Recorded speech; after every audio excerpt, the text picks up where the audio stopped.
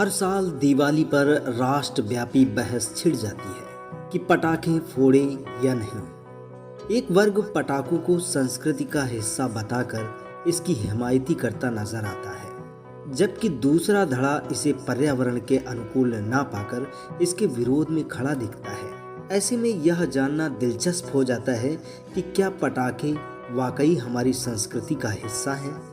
आखिर हमारे तीज त्योहार पर पटाखों का प्रवेश कब हुआ?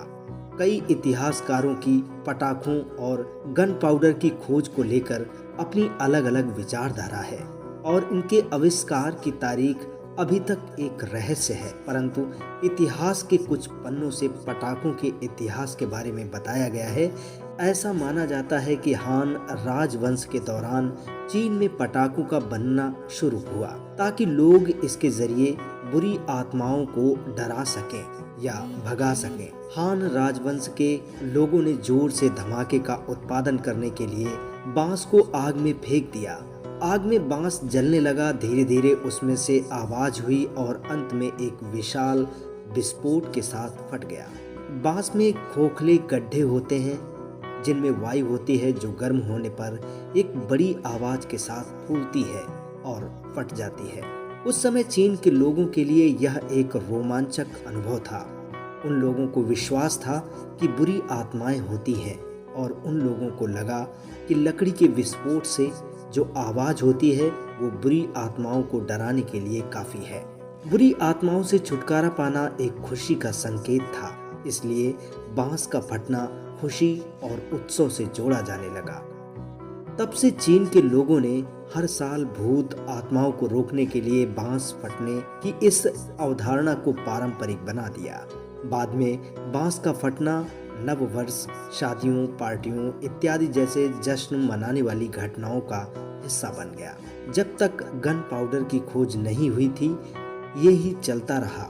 बाद में गन पाउडर विस्फोट करने के लिए खोखले बांस ट्यूबों में भर दिया जाता था, जिससे जोर की आवाज उत्पन्न होती थी। एक चीनी किंवदंती के अनुसार पटाखों का आविष्कार एक दुर्घटना के कारण चीन में हुआ था। मसालेदार खाना बनाते समय एक चीनी रसोइये ने गलती से साल्ट पीटर पोटेशियम नाइट्रेट को आग में डाल दिया। इससे जो लपटें उठ रही थी वो रंगीन हो गई, जिससे लोगों में उत्सुकता बढ़ गई। फिर रसोइये के प्रधान ने साल्ट पीटर के साथ कोयले व सल्फर का मिश्रण आग में डाल दिया, जिससे काफी तेज आवाज के साथ रंगीन लपटें उठी।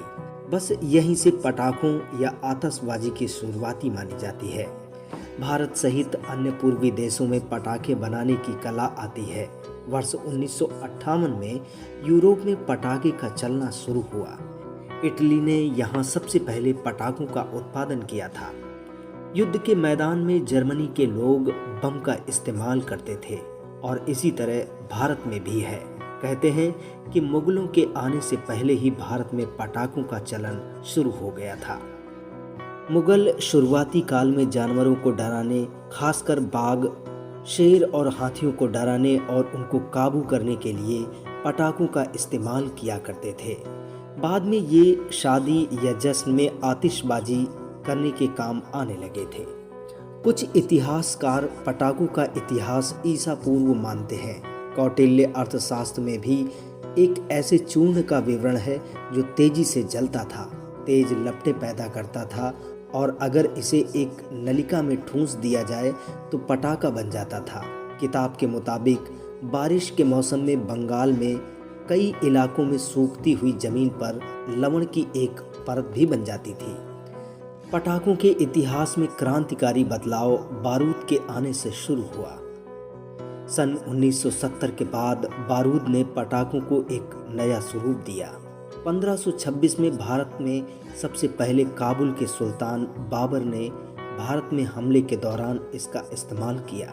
ऐसा कहा जाता है कि बाबर की भारत पर विजय का कारण बारूद ही था और यहीं से मुगलों का इतिहास भारत में शुरू हुआ। 1443 में पहली बार महाराजा देवराज द्वितीय की अदालत में आतिशबाजी का आयोजन शुरू किया गया। तब तिमुरिद के सुल्तान शाहरुख के राजदूत अब्दुल रज्जाक ने यह आतिशबाजी महानवमी के उत्सव के दौरान की थी।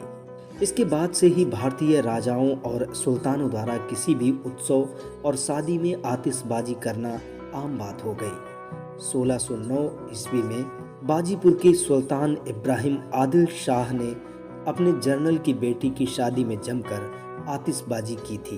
पौराणिक कथाओं की बात करें तो संत एकनाथ की कविता रुक्मणी स्वयंवर में भी रुक्मणी और कृष्ण की शादी के दौरान आतिशबाजी करने की बात कही है।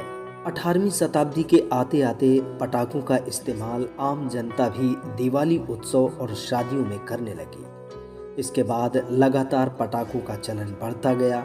19 के दशक में बच्चों की दिवाली धूम धड़ाके वाली होती थी और आज भी आपको वो दिन याद आते होंगे जब मम्मी पापा तो घर की साफ सफाई और पूजा का सामान खरीदने में लग जाते थे, लेकिन आपको दिन रात बस दिवाली में पटाखों की चिंता रहती थी।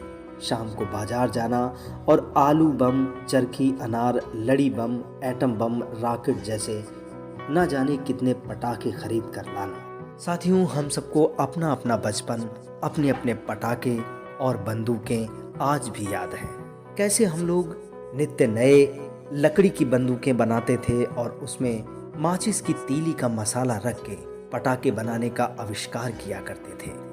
साथियों, आपको भी आपके बचपन में दिवाली के दिन कौन सा पटाखा, कैसे खेल खेलते थे पटाखों के साथ, आप कमेंट बॉक्स में ज़रूर बताएं। और हाँ, ये भी बताएं कि पटाखा ज़रूरी है या पर्यावरण। इसी के साथ साथ जन चौपाल यूट्यूब चैनल की तरफ से आप सभी को दिवाली की हार्दिक शुभकामनाएं। जुड़े रहें अपने इस यूट्यूब चैनल से अधिक सब्सक्राइब करें, लाइक करें, कमेंट करें और शेयर करें।